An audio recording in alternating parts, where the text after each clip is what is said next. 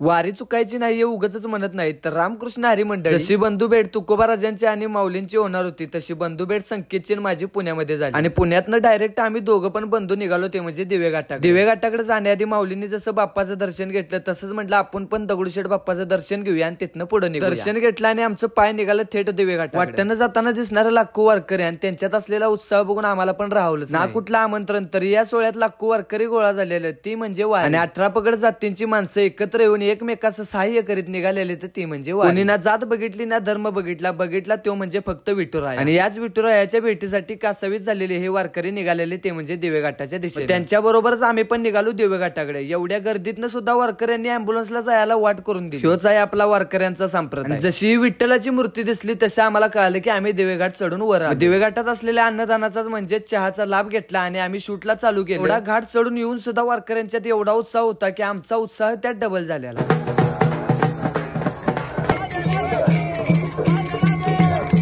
आणि या उत्साहात कुणालाच आपल्या वयाचं भान नव्हतं आणि ह्योच जल्लोष आणि वयाचं न भान ठेवता होणारा जल्लोष आम्हाला दाखवून दिले की वारी म्हणजे काय आम्ही पण वारकऱ्यांच्यात मिक्स झालो त्यांना जाणून घेतलं आणि दिवेघाटातला सीन घ्यायला वर डोंगर चढून वर गेलो पण म्हणतात ना आलिया बोगासे राहावे सादर जसं की आम्ही वर गेलो तसंच आम्हाला खाली पोलिसांनी ताण पडलं तिथं शूट करायला अजिबात परवानगी नव्हती वारीच्या पार्ट 2 मध्ये काय झालं ते तुम्हाला दाखवतो तोपर्यंत तुमच्या भावाला जाता फॉलो करून ठेवा।